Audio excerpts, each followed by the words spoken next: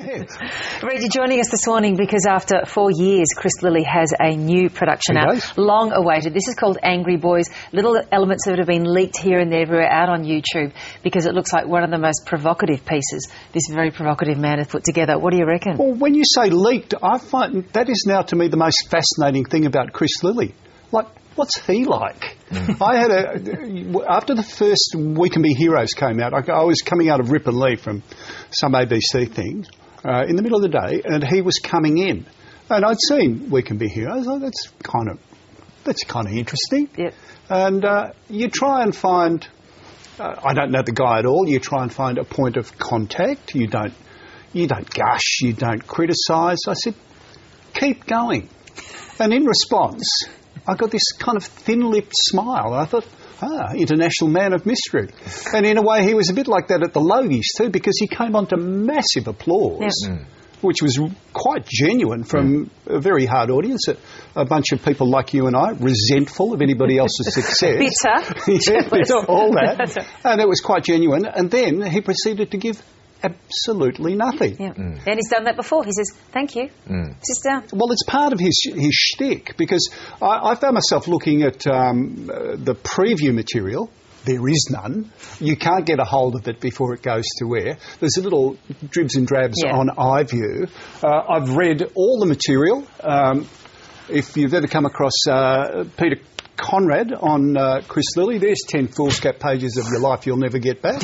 And I hope his philosophy tutor likes it. Triple J Mag seems to be the only one that actually got to talk to him, but it's sort of fanzine gush. Right. So I couldn't help myself. I asked our listeners this morning on the ABC what they thought of it, and I would say largely on a scale, this is the way I go about it, on a scale of to it was they were still confused though. Yeah, I think we've got a bit of a segment for the program here now. It's similar in construction, isn't it, Red, to the previous programs, in that he plays a number of characters, some very different ones this time, some women as well. I do. My favourite Chris Lilly characters are women because they are so hateful. Crazy. Sounds just exactly like you, Red. For those who may not have seen it, have a little bit of a look at this one. Spider-Man. Superman. Jammies on, guys. They should be lovely and warm. They've just come out of the dryer. These are the special jammies that I do for the boys. They're just a lightweight sleepwear fabric that I sort of work up into the various superhero designs. Once you've got your jammies on, into cells, please, guys. We've got Shrek here. This is the zebra from Madagascar. And we also have the Power Ranger, the purple Power Ranger. Pyjamas on, in cells, please. Who's she and what is she doing? One of the comments that came up a lot this morning, I think it's true of the first show, is, I don't know, no doubt you watched The Office with Ricky Gervais, and one has a sense of not knowing quite how to respond to it. You don't, when you watch the first episode. And it seems to me that with Angry Boys, he's in the process of establishing the characters, and once he's established them, then it will evolve into comedy.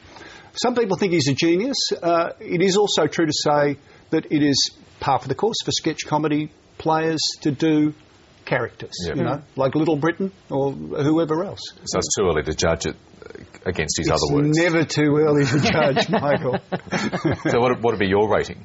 On a scale of to, I'd give it a Oh, a half a. Yeah. It's an unquotable review. Okay. Yeah, it certainly is. I can't put that on the TV guide. No. Does it look like it's going to be as shocking and upsetting as some have foreshadowed it might be? Well, I'm certainly personally very concerned about the issue of blackface, because it is my understanding from pretty much the highest authority people like Guy Rundle that you cannot, under any circumstances, have blackface on television, and I'm a little bit disappointed that Chris Lilly's been able to pull it off, quite frankly.